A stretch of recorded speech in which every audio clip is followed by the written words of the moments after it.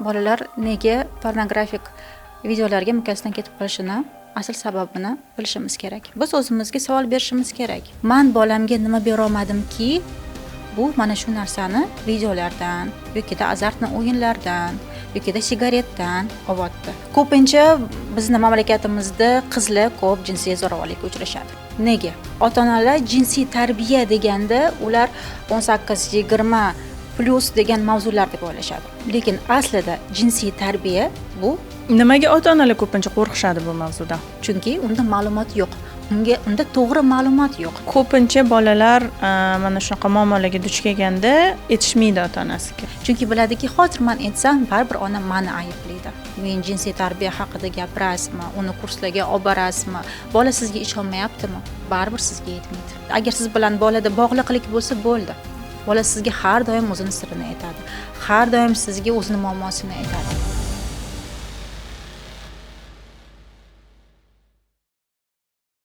Assalomu alaykum aziz onajonlar. Sizlarni yana Rahma podkastida ko'rib turganimizdan juda ham xursandmiz va bugungi podkast sizlarga juda ham foydali va qiziqarli bo'lishi aniq. Bugungi podkastimiz mehmoni Nodira Anvarova. Ular bolalar psixologi, juda ham tajribali va hozirgi kunda mana shu bilimlarni, bolalar psixologiyasi bo'yicha bilimlarni ommaga ulashib va bolalarga, ularni onalariga yordam berib kelmoqdalar. Assalomu alaykum. Assalomu alaykum Ziyoda. O'zingizni qisqacha tanishtirsangiz. Mening ismim Nodira Farhadovna, men pedagog psixologman va hozirgi kunda onalar va bolalarning o'rtasidagi bo'lgan munosabatlarni yaxshilashga qaratilgan kurslar, seminarlar hamda konsultatsiyalar olib boraman. Bugungi podkastimiz mavzusi jinsiy tarbiya haqida, aynan bolalarni jinsiy tarbiyasi haqida bo'lib o'tadi. Podkastni oxirigacha ko'rishingizni tavsiya qilamiz, chunki ko'plab foydali ma'lumotlarga ega bo'lasiz. Nodira, mana shu jinsiy tarbiya mavzulari bizni xalqimizda, mentalitetimizda juda ham yoritilmaydi ko'p holatlarda. Aslida o'zi jinsiy tarbiya nima degani? Ya'ni u nima? Biz nima jinsiy tarbiya deganda nimani tushunishimiz kerak? Bugungi gaplashadigan mavzuyimiz juda ham nozik, lekin muhim bo'lgan mavzulardan biri. Lekin negadir ota-onalar jinsiy tarbiya degan so'zni eshitganda ularda nimagadir xavf, uyatchanlik kelib chiqadi. Lekin aslida jinsiy tarbiya bu bolani o'zini shaxsiy va jinsiy chegaralarini bilish, o'zini tanasini anglash va o'zini chegaralarini himoya qilishni o'rgatadi. Nimaga ota-onalar ko'pincha qo'rqishadi bu mavzuda? Ko'pincha ota-onalar bu mavzudan qo'rqishadi, qanaqa qilib yetkazib berishni. Va ota-onalar jinsiy tarbiya deganda ular 18-20 plus degan mavzular deb o'ylashadi. Lekin aslida jinsiy tarbiya bu 2-3 yoshdan boshlanadigan mavzu.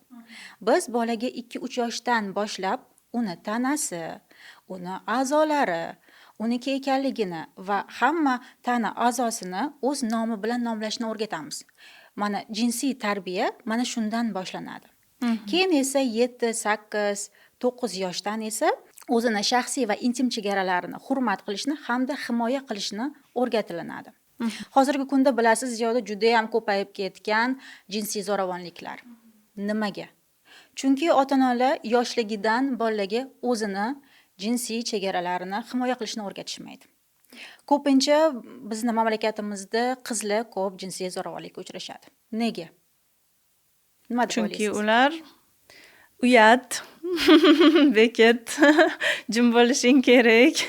Ya'ni tarbiya rol o'ynaydi deb o'ylayman. Albatta, birinchidan bizda qiz bolani jim bo'l, baqirma, gapirma, uyat, sen o'zing aybdorsan deb katta qilinadi.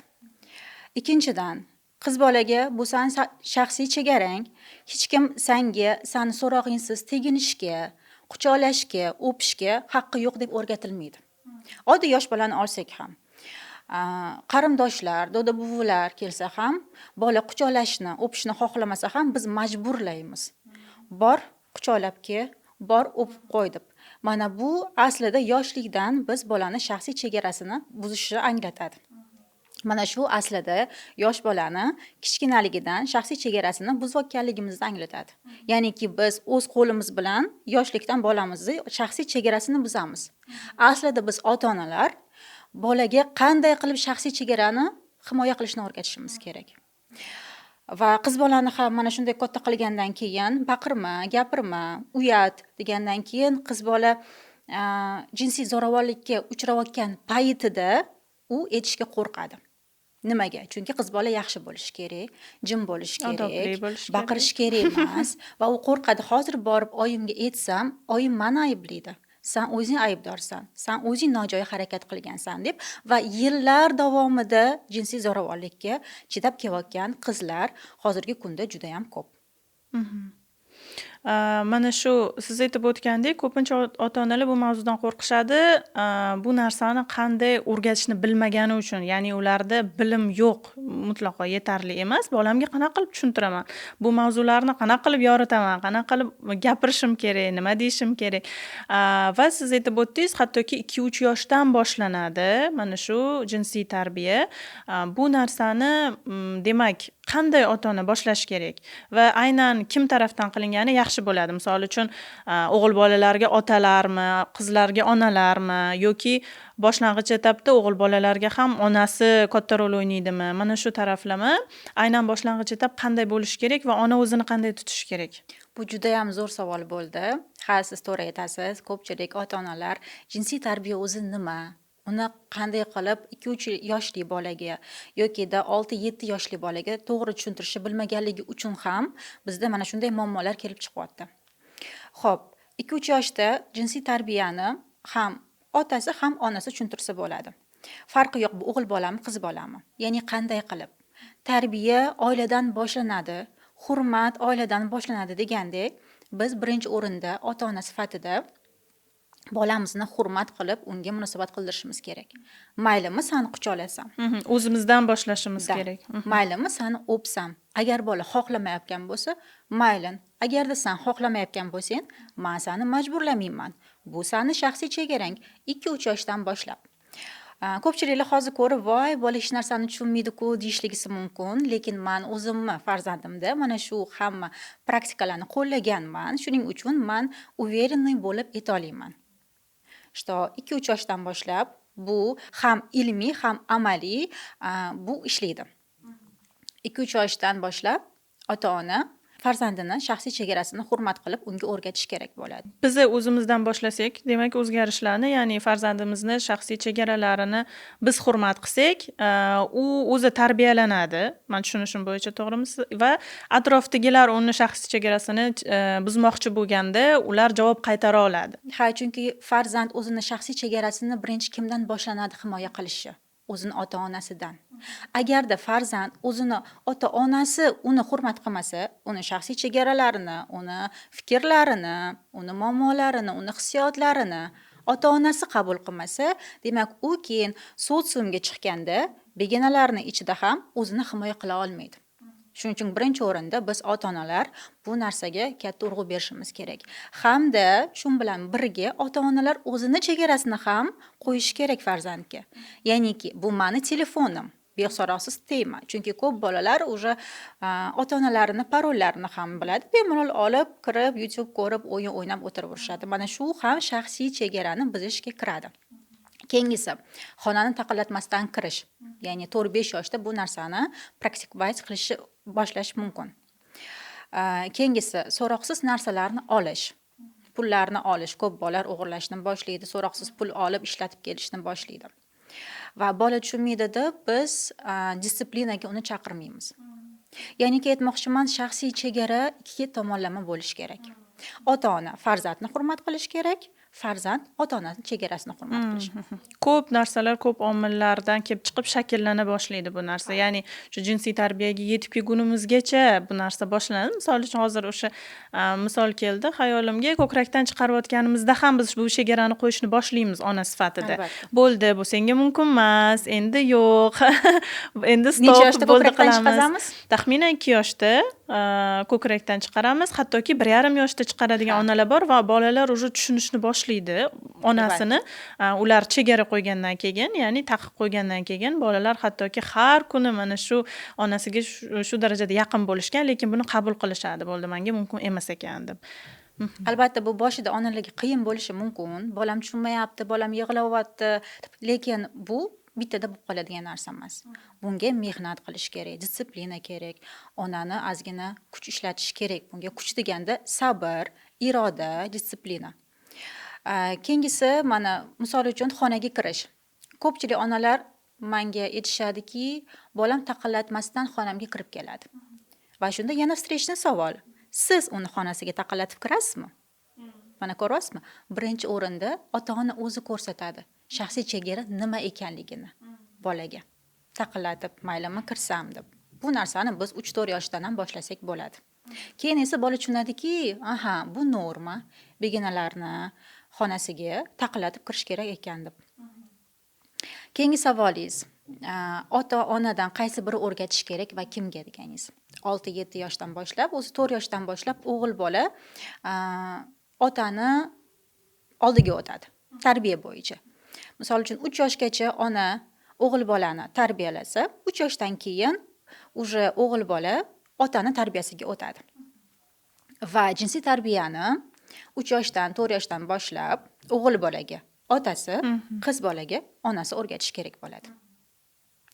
Agarda mana shu paytda otalar uyalishi mumkin, onalar uyalishi mumkin, ikkinchi доверенное лицо bo'lishi kerak. Ya'niki siz ishongan ikkinchi odam. Bu uni amakisi bo'ladimi? Tog'asi bo'ladimi? Ammo u ham xolasi erkak kishi bo'ladimi? bo'lgani ma'qul. Ammo u ham erkak kishi bo'lishi kerak. Va hozirda ular ham ko'p ma'lumotga ega emasligi uchun hozirgi paytda juda ko'p spetsialistlar bor jinsiy tarbiya bo'yicha.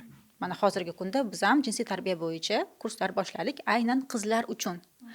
Va ko'p onalar aytadiki, maylimi biz ham kirsak darsingizga, maylimi biz ham eshitsak, chunki biz ham bilmaymiz bu mavzularni. Chunki bizga ham o'rgatishmagan deyshadi. Mana shuning uchun ham onalar o'zi qo'rqadi qizi bilan bu mavzu haqida gaplashishga. Chunki unda ma'lumot yo'q. Unda to'g'ri ma'lumot yo'q. Va ko'pchilik qo'rqadiki, jinsiy tarbiya haqida gaplashsa, bola tezroq kattalarning hayotiga qiziqishni boshlaydi deyshadi. Lekin aslida biz berayotgan ma'lumotlar aynan bolani yoshiga, fiziologiyasiga moslangan holda beriladi. Misol uchun 2-3 yoshda boshqa ma'lumot, 6-7 yoshda boshqa ma'lumot, 8-15 yoshda boshqa ma'lumot beriladi. Etapma-etap borish kerak. Bolani bu informatsiyani qanday qabul qilishiga, qanday uni filtrlay olishiga va bolani miya faoliyatiga qarab informatsiya beriladi. Birinchi o'rinda 2-3 yoshdan boshlab aytganimdek, uni shaxsiy chegarasini o'rgatamiz. Hech kim senga sani ruxsatsiz teyish mumkin emas. Maylimi sani quchoqlasam, maylimi sani o'psam, tak dalее. 6-7 yoshda hech kim sani intim joylaringga teyishi, qarashi mumkin emas. Даже doktor ham, agarda otaning yoningda bo'lmasa. Bu narsani ham ota-onaga, ham farzandimizga o'rgatib kelishimiz kerak. Даже men sani adini o'rtog'iman, men doktorman, keyin men sani ko'rib qo'yaman desa ham, agar yoningda men bo'lmasam yoki ading bo'lmasa, hech kimga sani tegishi haqqi yo'q. Agarda senga tegishsa, yoki baqirgin, yoki oldingda u kim bo'lsa, o'zingga vнимание привлекать qilgin, yoki сразу menga aytib bergin deb unga mana shu narsalarni o'rgatishimiz kerak. Odatda o'sha misol uchun vrachga olib boramiz, doktorga olib boramiz, bolani o'sha osmotr qilinadi, ko'riladi va bu narsa bolani xayolida normal holatdek qabul qilinadi va tabiiyki kimdir boshqa ota-onasi yo'q vaqtda ham men doktorman desa yoki elementarni bog'chada qandaydir medosmotr bo'ldi va bolalar buni normal holat deb qabul qilishi mumkin.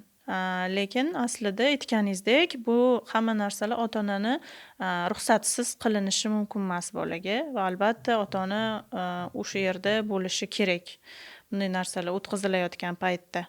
Ha, albatta, agar ahamiyat bergan bo'lsangiz, hozirgi paytda ko'p doktorlar ham bolani eshitishdan oldin undan ruxsat so'rashni boshlashgan. Maylimi, men seni eshitib ko'rsam, maylimi, men seni maykangni ko'tarsam deb boladan ruxsat so'rashni boshlashgan va o'sish bor jamiyatimizda. va men bunga ahamiyat berganman. To'g'ri. Hozir mana aytganingizdan keyin men ham esladim. Chunki bolalarimni vrachlarga olib borganimizda ham har doim so'rab, yaxshi muomala qilib, "Davay bu yoqqa o'tiramiz, ke yechsam maylimi, yechamiz" deb shunaqa muomala qilishadi. Va endi aytganingizdan keyin ahamiyat berdim. Aslida bu narsalarga e'tiborliroq bo'lishimiz kerak. Agar o'sha olib borayotgan mutaxassisimiz bolamizga qilayotgan muomalasi o'rinli bo'lmasa va unga shaxsdek qaralmasa, mutaxassisni almashtirish kerak degan fikrdaman. Ha, albatta, hozirgi paytda eng katta muammo bizada ota-onalar bolalarga shaxs deb qaralmaydi ko'pchilikda. Agarda biz ularga yoshligidan, 2-3 yoshligidan u shaxsligini biz o'zimiz qabul qilib, uni shaxsiy chegaralari borligini, u umuman boshqa odam, uni o'zini fikri borligini unga singdirib va o'zimiz ham qabul qilib katta qilsak, farzandimiz katta bo'layotganda, sotsiumga chiqqanda, boshqalar bilan muloqot qilayotganda, bemalol o'zini shaxsiy chegaralarini, shaxsiy fikrini aytishga qo'rqmaydigan bo'ladi. To'g'ri. Mana shu holatlarda, misol uchun o'sha suhbatimizni boshida aytib o'tdingiz, ko'pincha bolalar mana shunaqa muammolarga duch kelganda aytishmaydi ota-onasiga. Qo'rqadi va bu narsani bekitishga harakat qilishadi yoki uzoq vaqt indamay yurishadi. Biz qanaqa qilib farqlasak bo'ladi? Qanday qilib bolamizni himoya qilsak bo'ladi? Va agar shunaqa holat uchrayotgan bo'lsa, bolamiz bilan sodir bo'layotgan bo'lsa, biz buni qanaqa farqlay olamiz? Bolamizdagi qandaydir o'zgarishlar bo'lishi tabiiy, menimcha, psixologiyasida. Albatta, birinchi o'rinda biz o'ylashimiz mumkin, eng muhimi jinsiy tarbiyani o'rgatishimiz deb. Lekin aslida eng muhimi bu ota-ona bilan bolani orasidagi bo'lgan bog'liqlik. Ya'niki ishonch. Agarda bog'liqlik bo'lmasa, umuman boshqa rivojlanish haqida o'ylamasak ham bo'ladi. Ishonch haqida ham o'ylamasak bo'ladi. Ya'niki bolamiz bilishi kerak, agarda menda bu muammo bo'lsa, men borib ota-onamga aytsam, ota-onam meni har doim podдержка qiladi. Meni itarmaydi, meni ayblamaydi, meni uyatlamaydi, har doim menga yordam berib va problemamga yechim beradi deb. Va birinchi o'rinda ishonchdan boshlanadi. Farzand sizga bu problemasi bilan keldimi? Da sizni jahlingiz chiqishi mumkin, uni urushmoqchi bo'lishingiz mumkin va o'sha payt o'zingizni qo'lga olib, "To'g'ri, men seni tushunaman, sen xato qilib qo'yding" deb endi o'ylab ko'ramiz, nima qilishimiz mumkinligini bu muammoni yechish uchun. Keyingi safar bu narsani qilmaslikka harakat qil deymiz. Va o'shanda bola nima deydi? Bo'ldi, men harakat qilaman deydi. Va tushunadiki, menda muammo bo'ldi, men nimadir narsa qilib qo'ydim, qo'rqyapman, lekin onamga borsam, onam menga yordam beradi. Onam meni tushunadi, onam meni qabul qiladi. Keyin esa mana shuni ustiga siz jinsiy tarbiyani qo'ysangiz, agarda nimadir bo'lsa, menga aytgin, hech kim senga tegishi mumkin emas, tushundingmi? Da bo'ldi. Agar siz bilan bolada bog'liqlik bo'lsa, bo'ldi. Bola sizga har doim o'zini sirini aytadi. Har doim sizga o'zini muammosini aytadi. Misol uchun, agarda bola bilan sizda bog'liqlik, ishonch bo'lmasa, men jinsiy tarbiya haqida gapirasizmi, uni kurslarga olib borasizmi, bola sizga ishonmayaptimi? Baribir sizga aytmaydi. Chunki biladiki, hozir men aytsam, baribir onam meni ayblaydi. Baribir meni sen o'zing aybdorsan deydi. Va bekorga gap eshitaman deydi-da, boshqalar bilan muammosini hal qilishga harakat qiladi. Boshqa uchinchi shaxslar bilan. Va xuddi shunday informatsiya ham ko'p ota-onalar o'zi informatsiya berishga qo'rqadi. Yokida spetsialniy kurslarga olib borishga qo'rqadi-da, unga hali vohli, unga kerak emas bu narsa deyishadi. Lekin hozirgi paytda bola juda ham tez rivojlanishyapti. Ular baribir bilib olishadi. Qayerdan bilib olishadi? Ijtimoiy tarmoqlar. Ijtimoiy tarmoq, internet, Do'stlar. TikTok, sinfdoshlar, do'stlar.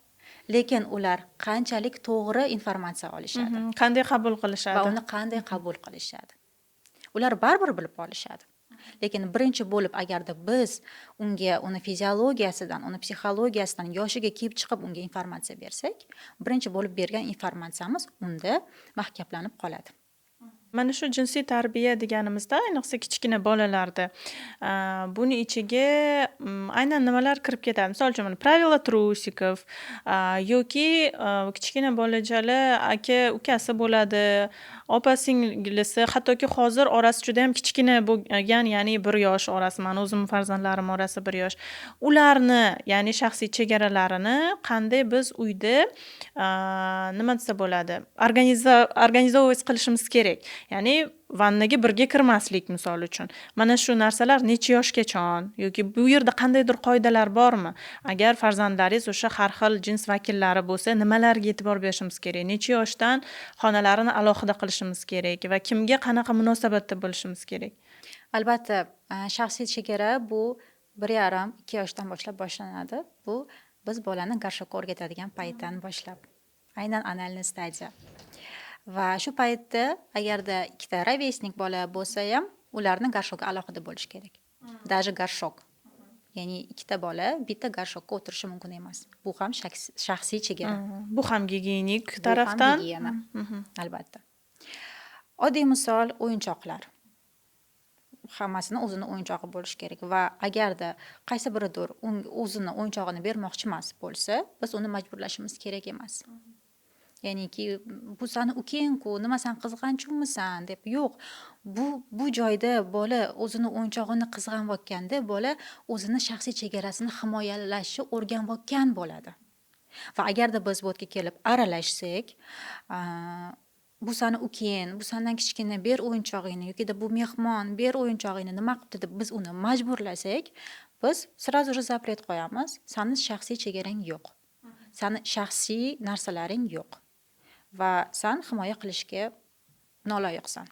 Ya'niki shaxsiy chegaraga nima kiradi? Bu faqat sizni taningiz emas. Bizda fiziologik hamda emotsional shaxsiy chegaralarimiz bor. Fiziologikka bizni tanamiz, bizni narsalarimiz, buyumlarimiz, telefonimiz, o'yinchoqlarimiz, hamma narsa bizga tegishli bo'lgan.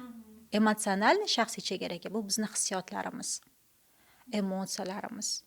Kimdir bizga so'ralmagan, misol uchun sovetlar bersa, непрошенный совет deyiladi. Nimaga sen bu kiyimini kiyib olding, o'tgan gal masanga aytdimmi kiymagin deb. Sizda qanday hissiyot ko'tariladi? Mishim bor. Xo'p, uni tagida qanday hissiyot bor? Mani, demak, o'sha mani xohishlarimni hurmat qilmaslik. Ya'ni u odam o'sha men o'zimga qulay bo'lgan, men shuni xohlayapman, mana shu narsani hurmat qilmayapti. Va men so'ramasam ham, demak, menga maslahatlar beryapti. Albatta bu narsa odamga tegadi. Yokida misol uchun kichkina bo'lgan paytingizda onangiz kirib, o'sha подростковый payt, onangiz kirib, xoningizni tozalab, sizga kerak emas bo'lgan narsalarni sortirovka qilib tashlab yuborsa, yokida hozirgi paytda qaynanangiz sizni xonangizga kirib, u yerda sortirovka qilsa, sizda qanday hissiyot uyg'onadi? Buni ismi nima? Chegaralar buzilishi, Xo'p, hissiyot. g'azab, Jahl, albatta. Va agarda biz mana shu payt jahlni his qilayotgan bo'lsak, demak, bu yerda bizni shaxsiy chegaralarimiz buzilayotgan bo'ladi.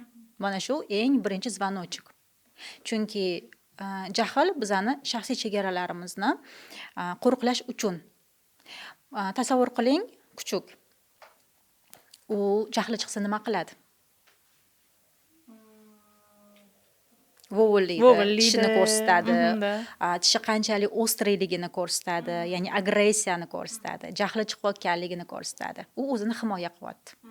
Va bizlarda ham mana shu chuvstvo, mana shu instinkt bor. Agarda kimdir bizni shaxsiy chegaralarimizni buzayotganini his qilsak, bizda сразу же zlost, agressiya kelib chiqadi. Ya'niki jahl.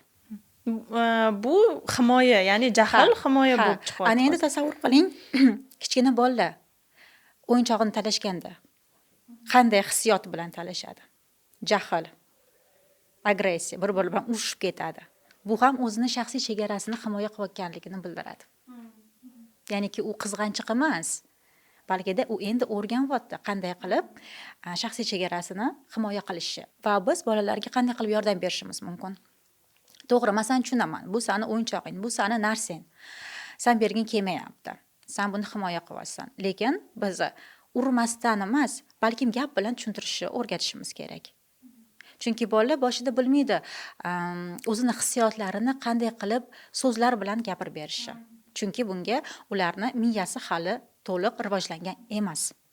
Ular his qiladi, mana shu narsani tana orqali ko'rsatib beradi. Yig'laydi, baqiradi. Yig'laydi, baqiradi, isterika qiladi va bu payt ota-onani eng главный missiyasi bolani hissiyotlari bilan tanishtirish. Man tushunyapman, sanda hozir mana bunaqa bo'lyapti. Ты сейчас вот это вот чувствуешь. San hozir jahling chiqyapti, da?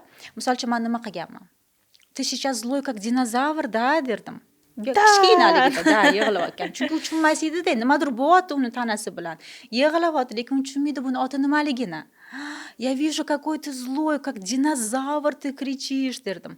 Ты как лев кричишь, derdim. Keyin уже yana jahli chiqqandan keyin aytardi. Mama, я злой, как динозавр, derdi. I am angry, derdi o'sha payt. Вот. Sekin-sekin bolaga hissiyotlar bilan ham, ya'ni emotsional intellektni shakllantirib ham o'rgatib boramiz. Nima his qilayotganini tushuntirib boramiz. Ya'ni o'sha kichkinalikdan jinsiy tarbiyagacha bo'lgan vaqtda biz уже bolani tayyorlashimiz kerak-da, emotsional intellektini rivojlantirib, shaxsiy chegaralarini rivojlantirib va bola o'sha nojo'ya his qilayotganini bilishi kerak. O'sha jinsiy chegaralari buzilgan taqdirda keyin u o'sha men bilan nimadir to'g'ri emas, bu narsalar men o'zimni yomon his qilaman. Bu narsani his qilgandan keyingina ayta oladi onasiga. Farzandimiz prekrasno his qiladi hammasini yoshligidan. U tanasini juda ham yaxshi his qiladi yoshligidan. Faqatgina ota-ona kontrol qilib, men o'zim bilaman, o'chir ovozingni, men o'zim bilaman sen nima yeyishingni, men o'zim bilaman sen nima xohlashingni, qorning ochganmi, yo'qmi deb biz uni faqatgina bu hissiyotlarni o'chirib qo'yamiz. Va nimaga aytibman, emotsional intellektni rivojlantirishimiz kerak. Ona yordam berish kerak bu emotsiyalarni nomlashga. Yoshlikda bolalar mayli urishib o'zini himoya qiladi. Lekin katta bo'lganda, misol uchun men sizga koftangizni gapirdim, sizga jahlingiz chiqdi, lekin siz meni urib keta olmaysiz-ku. Siz gap bilan o'zingizni chegaralaringizni himoya qilishingiz kerak. Va bu narsani siz yoshlikdan o'rganib kelgan bo'lishingiz kerak. Ota-ona yordamida.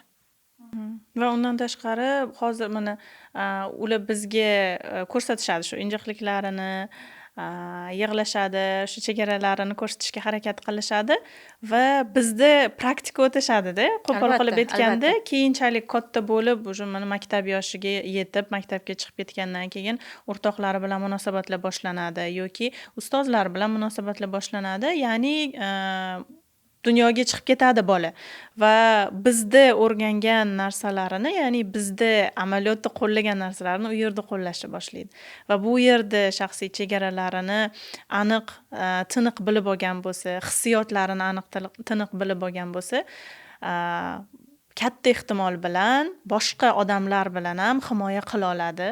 O'zini o'sha chegaralarini, hissiyotlarini yaxshiroq tushunishni boshlaydi. Hamda manipulyatsiyaga uchramaydi.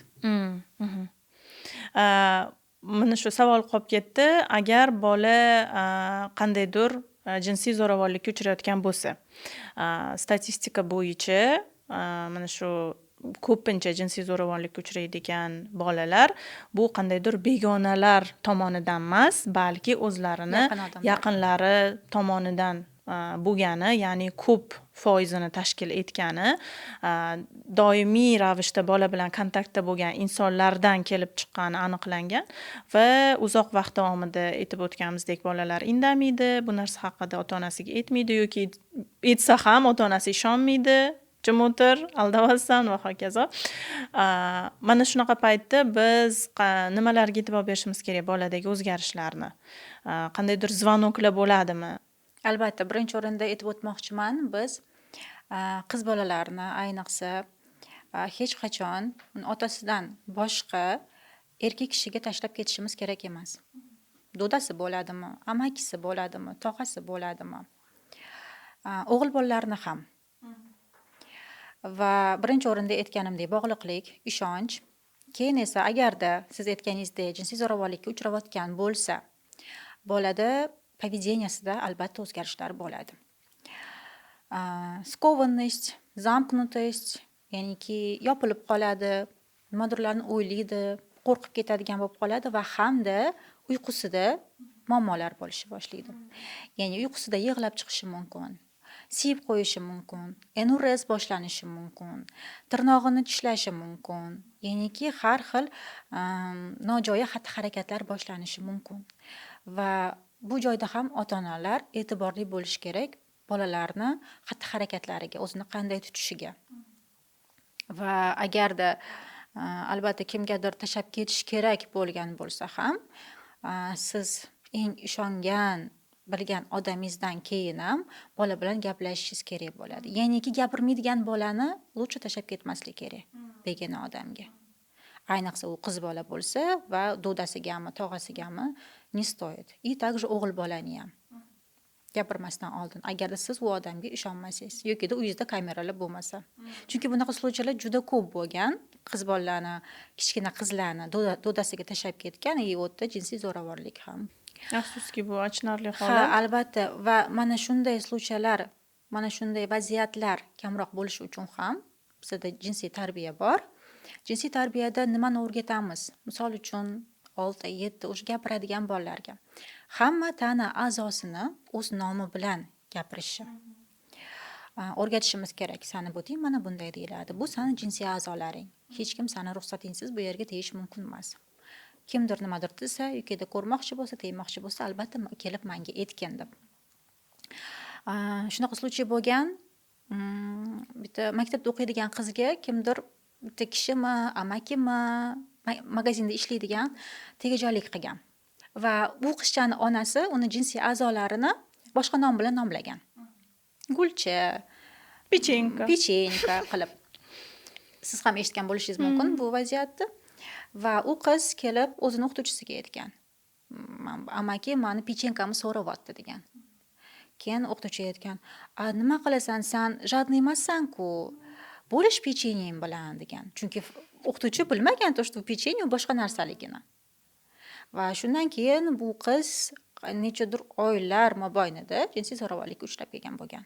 Shuning uchun ham bizning jinsiy tarbiyamizning asosiy masalasi farzandlarga hamma organimizni, hamma organizmimizni, tanamizni o'zini nomi bilan nomlashni o'rgatish. Bu 6-7 yoshda bo'ladigan bo'lsa, 8-15 yoshda esa biz qizlarga, asosan men qizlarga dars beraman, bizning tanamizda qanday o'zgarishlar bo'lishi va bu norma ekanligi va o'zgarishlar bo'layotgan payt biz tanamizga qanday qarashni o'rgatamiz. Ya'niki qanday uxod qilishni, qanday gigiyena bo'lishni. Chunki ko'p qizlar bilmaydi va onalar ham bu haqida gaplashishga uyalishadi. Shuning uchun ham bizning vazifamiz 8 yoshdan boshlab 15 yoshgacha qizlarni ularda qanday o'zgarishlar bo'ladi, nimalarga ahamiyat berish kerak, nimalar o'zgaradi va bu norma ekanligini o'rgatamiz.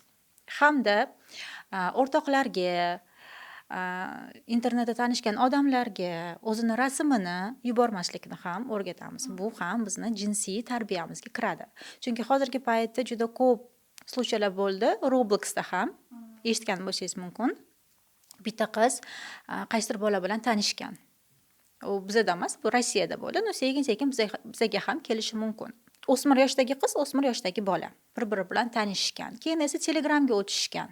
Telegramda nechadir oy mobaynida gaplashib kelishgan. Keyin esa qiz uydalari bilan urushib qolgan va u Petyaga yozgan. Uydalari meni tushunishmaydi, hech kim meni tushunmaydi, ular shunaqa deb keyin Petya yozgan. Voy, men seni bilsam shunaqa tushunaman, meni ham ota-onam shunaqa, biz bir-birimizga o'xshaymiz deb, ya'ni qizni ishonchiga kirib borgan. Keyin esa savol bergan: "Sen dengizga borganmisan?" deb. Qiz: "Ha, borganman" degan. "Ishonmayman agar rasmini yubormasang" degan. Keyin qiz o'zini kupanikda bo'lgan rasmini yuborgan. Keyin esa asta-sekinlik bilan yana boshqa rasmlar yuborgan. Va oxiriga kelganda, agarda menga mana bunaqa rasm yubormasang, men sen undan oldingi rasmlaringni tarqatib yuboraman yokida ota-onangga yuboraman deb ugrashat qilishni boshlagan. Aslida bu Petya, bu kichkina bola emas. Buni ortida katta erkak bo'lgan. Shuning uchun ham biz qizlarimizga, o'g'il bolalarimizga ham o'rgatishimiz kerak. Robloxda yoki umuman ijtimoiy tarmoqda kimdir bilan tanishsang, kimdir sendan rasm so'rasa, sразу menga aytgin deb. Ya'niki kursda biz shu narsani o'rgatamiz. Agarda senda mana shunaqa звоночек bo'lib qolsa, krasnoy звоночек, что sendan kimdir rasm so'rayapti, tanish so'rayapti, adres so'rayapti da, sразу ota-onangga aytgin. Seni urishmaydi, senga to'g'ri yo'l ko'rsatadi. Нежели чем mana bunaqa tarafga oqib ketgandan ko'ra, o'tib ketgandan ko'ra deb.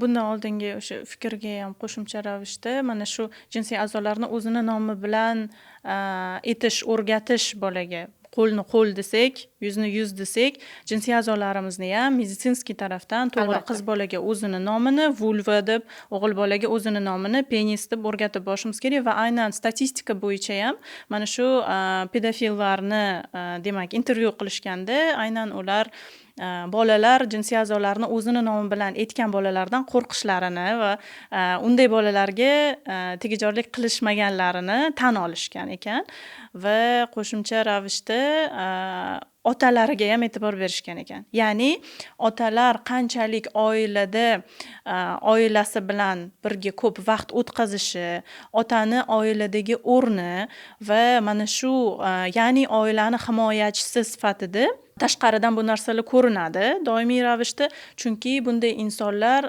albatta uzoq vaqt davomida kuzatishadi, o'sha jertva deydi-ku, jertvasini uzoq vaqt mo'ljallashadi va albatta bu mana shu jarayonda otalariga ko'p e'tibor qaratishganliklari aniqlangan ekan.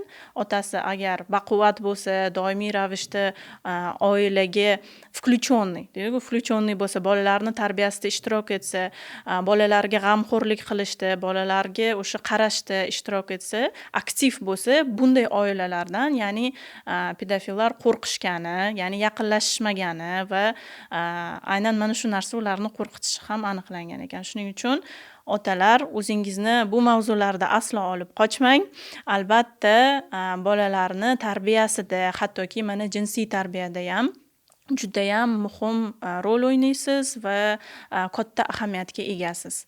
Bolalar, demak, kichkina yoshdan boshlaymiz. Bu как fundamentga o'xshab qurib borishimiz kerak, aytib o'tganingizdek, va o'smir yoshga yetgandan keyin bolalar ko'pincha psixoemotsional holati o'zgaradi, Albatta. lekin ularda jinsiy o'zgarishlar judayam katta o'zgarishlarga duch Albatta. kelishadi. Ular uyalishni boshlashadi, o'zidagi holatlarini tushunishmaydi, hattoki qo'rqib ketadigan holatlar bor. Shu bilan birgalikda ular bilan muloqot qilish ham qiyinlashib ketadi. Ular o'sha skovanniy deganimizdek, ya'ni yopilib qolishadi, gaplashishmaydi. Mana shunaqa o'smirlik davrida o'zimizni qanaqa tutishimiz kerak va bolamiz bilan qanday qilib aloqa o'rnata olamiz mana shunday vaqtda. Albatta, o'zimni tajribamdan kelib chiqqan holda, mani o'smir bolam yo'q hali, lekin o'smirlar bilan ishlaganim uchun, ularga jinsiy tarbiya darsi o'tganim uchun birinchi o'rinda biz tushuntiramizki, sizdagi bo'layotgan o'zgarishlar, настроение o'zgarishi, внешность o'zgarishlar, bu hammasi gormonlardan. Ya'niki miya signal beradi, gormonlar ishlashni boshlaydi va sizda mana shunday o'zgarishlar kelib chiqadi. Ya'niki biz bolalarga tushuntiramizki, что bu norma. Ya'ni половое созреваниеda gormonlar aktivni ishlashni boshlaydi va sizda mana shunaqa o'zgarishlar bo'ladi. Lekin yunishstvoga yaqin kelganda bu narsalar sekin-asta to'g'irlanishi va to'xtashni boshlaydi deb. Ota-onalar qanday gaplashish kerak? Birinchi o'rinda biz tarbiyani, korreksiyani o'smir yoshgacha bo'lgan vaqtda berishimiz kerak. Ya'ni disiplinani, hamma kerakli ma'lumotlarni o'smir yoshgacha bo'lgan paytda berishimiz kerak. O'smir yoshda esa biz farzandimiz bilan faqatgina suhbat qilishimiz kerak. Uni nazorat, uni to'g'irlash, uni ayblash umuman yordam bermaydi. Chunki o'smir yoshda bola bizdan uzilgan bo'ladi. Ya'niki ikkinchi separatsiya. Если первая separatsiya 1-1,5 yoshda bo'lsa, bola emelash yurishni boshlagan bo'lsa, to подростковый yoshda bolada yana separatsiya bo'ladi, biz bilan окончательно uzilib ketish. Va biz farzandimizga bu narsani qo'yib berishimiz kerak bo'ladi. U bizdan uzoqlashishni boshlaydi. Bizning fikrimiz unga yoqmaydigan bo'ladi. Bu естественно. Bu chunki это задумано природой. Tabiat shunaqa qilganki, чтобы ota-ona ham o'zini farzandidan uzoqlashish uchun farzandi xunuvlashishni boshlaydi, ovozi do'rillashni boshlaydi, unga narsalar toshishni boshlaydi, чтобы ota-ona ham bolasiga bog'lanib qolmasligi uchun. Yaqinda bir maqola ham o'qigandim, aynan o'g'il bolalarda mana shu balog'at yoshiga yetayotgan davrda, o'smirlik davrida hidi hattoki o'zgarishni boshlaydi va bu hid onaga yoqmaslikni yoki o'sha bolada ham bolaga onani hidi yoqmaslikni, ya'ni bir-biridan uzoqlashish maqsad biologik ravishda mana shunday hattoki hidi o'zgarishi va bu o'sha hidda albatta qandaydir molekulyar o'zgarishlar bo'ladi, shu darajada gormonal o'zgarishlar bo'ladi bolada. Albatta ko'p urushlar, ko'p konfliktlar bo'ladi. Nimaga? Chunki psixologiyada bilamiz, separatsiya через agressiya bo'ladi. Agressiya bo'lmasa separatsiya ham bo'lolmaydi. Ya'niki bizni kinigimiz uzilmaydi. Agarda hammasi yaxshi bo'lsa, voy mani asal o'g'lim, mani bolajonim deversangiz, uzilmaysiz boladan. Bola ham sizdan uzilib keta olmaydi. Lekin главная funksiya, eng asosiy ota-onaning funksiyasi bola o'stirishda nimada? Uni yetuk inson qilib qo'yib yuborish. Biz siz yashashni o'rgatishimiz kerak va bu подростковый yoshgacha bo'lishi kerak. Sekin astalik bilan keyin qo'yib yuborishni boshlashimiz kerak bo'ladi. Separatsiya qaysi yoshda bo'lsa ham, demak, agressiya bilan birga bo'lishi bu norma. Bu norma. Biz qo'yib yuborishni xohlamasligimiz mumkin. Yoki o'sha bola bizni tark etishni xohlamasligi, bu barchasi normal holat. To'g'rimi? Ha, albatta. Buni yumshatish mumkin. Agarda siz bolaning psixologiyasini, o'smir yoshdagi bolalarning psixologiyasini bilsangiz, mana bu separatsiya paytini yumshatish mumkin. Qanday qilib? Siz o'zingiz ongli boladan uzilishni boshlaysiz. Bolani nimaga bunday sizga javob berayotganini, nimaga bunday настроенияsi yo'qligini, nimaga sizdan uzoqlashayotganini tushunasiz va unga yorug' dunyoga chiqib ketishiga yordam berasiz. Uni ushlab olib, kontrol qilishi, sen nimaga menga quloq solmayapsan? Sen menga quloq solishing kerak. Men bilaman, sen bilmaysan emas. Yo'q, biz bolaga imkon berishimiz kerak xato qilishga. Не только в подростковом возрасте, но и yoshligidan boshlab. Yoshligidan agar shu masalalar ko'rib chiqilmagan bo'lsa, ota-ona tarafidan o'rgatilmagan bo'lsa, ko'pincha muammo keyin kelib chiqadi. Ya'ni biz aysbergni faqat uchini ko'ramiz-ku, tagida katta o'sha muammo yotgan bo'ladi. O'smirlik davrida bunday bolalar bilan ota-onalar shug'ullanishga qiynalishadi va o'smirlik davrida mana shu ma'lumotlarni, jinsiy tarbiya bo'yicha ma'lumotlarni, shaxsiy chegaralar bo'yicha ma'lumotlarni boshqa shaxslar, mutaxassis bo'lishi mumkin, bu vrach bo'lishi mumkin yoki qandaydir siz aytganingizdek o'sha доверительное лицо, ishongan odam, qaysidir qarindosh yoki hattoki ustozi, juda ham hurmat qilgan ustozi, treneri bo'lishi mumkin. Effektiv bo'ladimi mana shu insonlar orqali yetkazish bu ma'lumotlarni? Ya'ni hech qachon kech emas, to'g'rimi? Yoki kech bo'lgan bo'ladimi? Yo'q, albatta. Bu narsani to'g'rilash hech qachon kech emas, lekin ozgina qiyin bo'lishi mumkin. Agarda ahamiyat bersangiz, даже qirollik davrida ham qirollarni farzandini uni podopечныйлari tarbiyalangan. Boshqa vizirlar tarbiyalashgan. Hozirgi kunda bu narsani agarda otani vaqti bo'lmasa, uni amakisi yokida treneri bo'lishi mumkin. Hamda hozirgi paytda farzandlarni otasi yo'q bo'lishi mumkin-da, ajrashgan yokida o'lgan bo'lishi mumkin va bu joyda ham erkak tarbiyasini amakisi yokida treneri berishi mumkin. Keyingisi, agar подростковый paytda, o'smirlik davrida ungacha biz ma'lumot bermagan, bog'liqlik o'rnatmagan, ishonch o'rnatmagan bo'lsak va hozir u bilan qiynalyapmiz. Baribir ham biz uni qo'yib, nazorat qilib, nimadir o'rgatishimizga уже kech bo'ldi, уже kech. Biz yordam so'rashimiz mumkin psixologlardan, treneridan, chunki treneri hurmat qiladi va uni eshitadi. O'zi o'smir bolalarga nima kerak? Ularni eshitish, erkinlik, qabul qilish, ularga shaxs sifatida qarash. Chunki ular o'zini men o'sha shaxsman, men katta bo'ldim deb o'ylashadi. Meni o'zimni shaxsiy fikrim bor deb. Va agarda ota-onalar ham mana shu narsani bilib qabul qilishsa, munosabatlarda kamroq muammolar bo'ladi. Chunki praktika ko'rsatadiki, psixologiyada kelgan bolalarni, ularni eshitsangiz, ularga nima qiziqayotganlik haqida gaplashsangiz, ularning shaxsiy fikri borligi haqida u shaxs sifatida unga qarasangiz, u umuman boshqa odam bo'ladi. U sekin asta ochilishni boshlaydi. Aslida podrostklar nimaga yopilib qoladi? Ularni ko'p nazorat qilishganligi uchun, ular bilan gaplashmaganligi uchun va ularning fikrini muhim deb bilishmaganligi uchun. Va yana boshqa faktorlar ham bor. Уже bu biz psixologiyaga kirib ketamiz. Bu ham oldindan qurib kelingan yaqinlik. o'sha bog'liqlik ota-ona bilan ishonch oldindan qurib kelingan bo'lsa, o'smirlik davrida ham katta ehtimol bilan siz yumshoq o'tkazasiz bu davrni, to'g'rimi? Albatta. Vaspitание deganda o'zi nima degani? Vaspitание bu pitание. Biz bolani yoshligidan pitать qilib kelishimiz kerak sevgi bilan. Sevgi, muhabbat, ishonch va hurmat. Pitание, ozuqalantirish, Ha. ya'ni Oziqlantirib kelishimiz kerak hamda u yerda disiplina ham bo'lishi kerak. Hozirgi paytda bilasizmi, oldingi paytda agarda bolalarga slishkam qattiq qo'llik bilan, strogost bilan qaralgan bo'lsa, hozirgi paytda bolalarni slishkam lileyt qilib yuborishyapti, ularni slishkam erkalattirib yuborishyapti va bu narsada ham ko'pchiliklar, ma'lumoti yo'qlar psixologlarni ayblashadi. Lekin psixologlar nima deyapti? Ha, biz bolani yaxshi ko'rishimiz kerak, ularni hurmat qilishimiz kerak, ularni eshitishimiz kerak, ularni hissiyotlarini qabul qilishimiz kerak, lekin shu o'rinda ham disiplina bo'lishi kerak. Ya'ni oilani o'zini qoidasi bo'ladi. Qoida bo'lishi kerak. Bolani o'zini uyda bo'lgan va vazifalari bo'lishi kerak.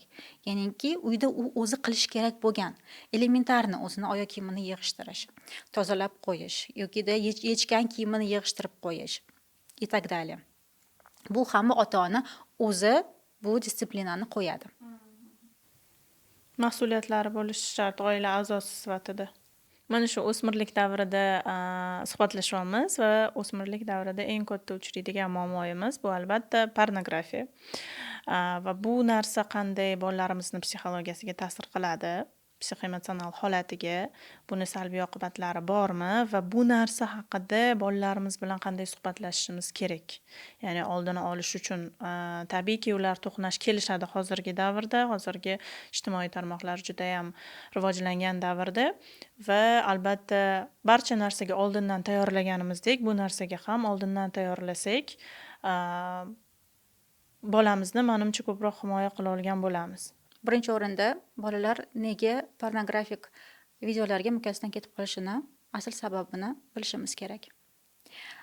Bola uchrashi mumkin, sinfdoshlarida ko'rishi mumkin, lekin bitta ko'rib qolish boshqa va mukkasidan ketib har kuni ko'rish boshqa. Nega bola bunday videolarga o'tirib qoladi va nima oladi? Biz ota-ona sifatida mana shunday savol berishimiz kerak. Ko'p ota-onalar bolasini bilib qolishadi. Shunday videolar ko'rayotganini va uni urishib, koyib, uyaltirishni boshlaydi. Lekin bunday qilish umuman noto'g'ri. Biz o'zimizga savol berishimiz kerak. Men bolamga nima bera olmadimki, bu mana shu narsani videolardan, yokida azartni o'yinlardan, yokida sigaretdan olyapti, yokida boshqa tabletkalardan olyapti. Hammasi bitta narsa почти. Bu ham o'sha misol uchun sigaret, alkogol yoki o'sha o'yinlarga o'xshab привычка. Da. Ya'ni odat, yomon odatlarga va kiradi. buni orqasida nimadir bor. Buni orqasidan u nimadir olyapti, qandaydir hissiyot olyapti. Va savol berishimiz kerak. Nima yetishmadi meni bolamga? Ko'p holatda bolaga xotirjamlik, bezopasnost, uni qabul qilishlik yetishmaganda u mana bunday videolar ko'rib o'zini bo'shashtirishni o'rganadi, sigaret chekib, tabletkalar ichib, u bo'shashadi. Ya'niki undagi nazorat, skovanность bo'shalanadi. Bo'shashish usuli, Bo'shashish metod usuli. расслабления qilib ishlatadi. Agarda 5-6 yoshli bolalarda masturbatsiya boshlansa, buni sababi ham mana shu. U o'zini hissiyotlarini sokin, безопасный holda chiqara olmagani uchun onasini oldida, onasi bo'ldi jim bo'l, yig'lama, yut degani uchun mana bu emotsiya, bu hissiyot tanada yig'iladi. U hech qayerga ketib qolmaydi. Va bu har xil holatlarda chiqishi mumkin. Psixosomatika orqali, ya'ni bu kasalliklar yokida masturbatsiya orqali chiqishi mumkin. Va pornografik videolar ham mana shularni turiga kiritishimiz mumkin. Ya'niki bizni farzandimiz nega bunday videolar ko'p ko'radi, nega chekadi, nimaga tabletkalarga o'tirib qoladi? Chunki u o'zini tabletka принимать qilgan holatda o'zini расслабленный his qiladi. U o'sha emotsiyani oladi, u o'sha hissiyotni holatda oladi va undagi tanadagi bo'lgan tarangliklar bo'shashishni boshlanadi. Agarda bola o'zini uyida ota-onasini oldida bemalol bo'sh bo'la olmasa, yokida boshqa uni qiladigan ishlari bo'lmasa, ya'niki sport shug'ullanadigan zanyatsiyalari bo'lmasa, u bir xillarda bekorchilikdan ham shu narsaga o'tirib qoladi. Demak, yetarlicha jalb qilinmagan, bolalarni mashg'ul qilinmagan. Ha, va подростковый paytda, o'smirlik paytida biz bilamizki, bolalarda energiya ko'payib ketadi. Va shu paytda ham agarda biz ularni sportga, boshqa o'zi qiziqqan mashg'ulotlarga bersak, ularni energiyasini yaxshilab chiqarib tashlasak, qolgan narsalarga ularni kuchi yetmaydi va kechasi qotib uxlashadi. Ulardagi energiyani to'g'ri yo'lga Boshlashimiz kerak. Ha, kerak. albatta. Bolalarni yoshligidan boshlab ularni bekorchi qo'yib qo'yishimiz kerak emas. Ayniqsa hozir ijtimoiy tarmoqlar rivojlanganda, internet rivojlanganda va har xil sintetik moddalar rivojlanganda. Shuning uchun yoshligidan bolalarni o'zi xohlagan, o'zi qiziqqan sportga berib, ularni mashg'ul qilib, charchatib uxlatishimiz kerak. To'g'ri. Mana shu juda ham ko'p muammolar haqida suhbatlashdik va bolalar ushbu muammolarga duch kelgan bo'lsa yoshligida yoki jinsiy tarbiyani biz bermagan bo'lsak farzandimizga, bu narsani katta bo'lganda ta'siri bormi? Katta bo'lib, misol uchun nikohdagi hayotida yoki o'sha biz boshqalar bilan munosabatlar o'rnatishni boshlaymiz. Katta bo'lib, aytganingizdek, separatsiya qilib chiqib ketamiz oilamizdan va katta hayotda bu narsani aynan qanday vaqtlarda ta'siri bo'lishi mumkin? Qanday salbiy oqibatlari bo'lishi mumkin? Ha, albatta buni ikkita taraflarni ko'rib chiqsak bo'ladi. Bu nikoh qurganda bolalarimiz, agarda ular pornografik videolarga o'tirib qolgan bo'lsa va bu holatda естественно shunaqa bo'lish kerak degan bo'lsa, ularda dissonans paydo bo'ladi. Chunki pornografik videolar bu haqiqat emas.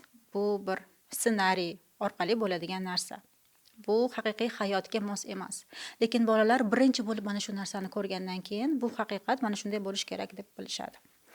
Va ikkinchi tomoni, agarda biz farzandimizga asosan qizlarimizga jinsiy hayot bu nimaligini, ya'ni jinsiy yetuklik bu nimaligini, qanday o'zgarishlar bo'lishini va mana shu mavzularda unga informatsiya bermasak, u ham nojo'ya harakatlarni, ya'niki partnyori orqali bo'layotgan nojo'ya harakatlarni norma deb bilishi mumkin.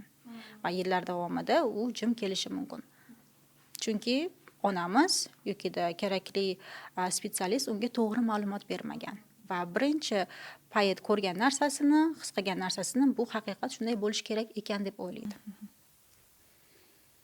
Demak, biz bugungi podkastimizdan katta xulosa, bu narsa bir kunlik ish emas yoki qandaydir bolani qaysidir yoshga yetganida o'rgatiladigan ma'lumotlar emas, balki bolani mana shu 1.5 yoshdan boshlab garshok mavzulari ochilishidan boshlab bolalar o'zini jinsiy a'zolarini his qilishni boshlagan davridan boshlab, demak, biz to'ldirib borishimiz kerak. Bu ko'zaga o'xshatsak, barcha ma'lumotlar bilan, o'zimizni misolimiz bilan, o'zimizni demak, ikki er-xotin deymiz, ota-onalarni munosabatlari bilan ko'rsatib, shaxsiy chegaralarni hurmat qilish yordamida bolalarni shaxsiy chegaralarini, o'zimizni shaxsiy chegaralarimizni himoya qilib, ko'rsatib, maktab davrlarida kerakli ma'lumotlarni berib, o'smirlik davrida aloqalarni mustahkamlab, keyin ularni katta hayotga qo'yib yuboramiz va mana shunda biz ko'nglimiz to'q bo'ladi va ular albatta muammolarga katta hayotda duch kelishimiz bu normal holat. Bu hayotda har xil muammolarga duch kelamiz va ular bilan aynan muhim narsa ularni yecha olish. Mana shu muammolardan to'g'ri o'ta olish. Maqsadimiz ham shu va aynan biz ulardan to'g'ri o'tishni o'rgatishimiz kerak bolalarimizga.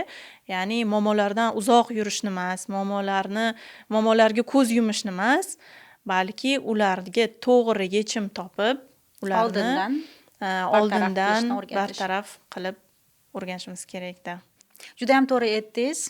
Aslida jinsiy tarbiya o'sha aytganingizdek garshok paytidan boshlanadi. Men ham onalarga juda ko'p aytaman. 1,5-2 yoshdan boshlab siz garshok o'rgatayotganingizdan boshlab bolani shaxsiy va jinsiy chegaralari rivojlanishi boshlaydi va siz garshokka o'rgatayotgan paytingizdan boshlab unga qanday muomala qilasiz, uni tanasiga qanday ta'sir etasiz, uni qanaqa ushingiz, hammasi uni kelajakda o'ziga bo'lgan, o'zini tanasiga bo'lgan hurmatni shakllantiradi deb aytib kelaman. Aynan garshu mavzusida ham ko'pincha bog'chada o'rgatib berishadi, kimdir o'rgatib beradi. Juda ham yengil qaraladi. Ya'ni kichkina yoshda bolalarning jinsiy tarbiyasiga va unga nimalar kirishini hattoki bilishmaydi va shuning uchun buni juda oddiy mavzular deb qabul qilishadi onalar, lekin bu narsaga jiddiy yondashishimiz kerak. Ayniqsa, mana shu butun podkast mobaynida suhbatimizdan kelib chiqib, hozirgi davrda juda ham ko'plab farzandlarimizga xavf-xatarlar ko'p bo'lgan, chalg'itishlar ko'p bo'lgan, ma'lumotlar ko'p bo'lgan davrda, demak, biz har bitta etapni to'g'ri yashab o'tishimiz kerak va e'tiborliroq, jiddiyroq yondashishimiz kerak bolajonlarimiz tarbiyasiga. Sizlarga bugungi podkast manfaatli bo'ldi degan umiddaman. Mehmonimiz Nodira Anvarovaga kattakon rahmat aytamiz. Bugungi juda ham foydali bo'lgan ma'lumotlar uchun, kelganingiz uchun kattakon rahmat. Rahmat kattakon Ziyoda, chaqirganingiz uchun. Aslida juda ham foydali, juda ham savobli proyekt qilyapsiz onalarga. Chunki bunday ma'lumotlarni hamma onalar ham bilmaydi. Bilmaganligi uchun ham bizda juda ko'p, juda katta muammolar ham bo'lyapti. Va ishonamanki, bu podkastni ko'rgandan keyin onalar o'ziga kerakli ma'lumotlarni olib va farzandlarni ham psixologik, ham jinsiy tarbiyasiga boshqa rakursda qarashni boshlashadi. Biz ham ishonib qolamiz, chunki bizni onajonlar ilmga chanqoq, bizni doimiy ravishda kuzatib kelishadi. Agar bizga obuna bo'lmagan bo'lsangiz, albatta obuna bo'lib qo'ying va like bosishni unutmang. Izohlarda qanday mavzularni ko'tarishni xohlashimizni yozib qoldiring. Albatta, sizlarni juda ham qiziqarli va yanada foydali podkastlar kutmoqda.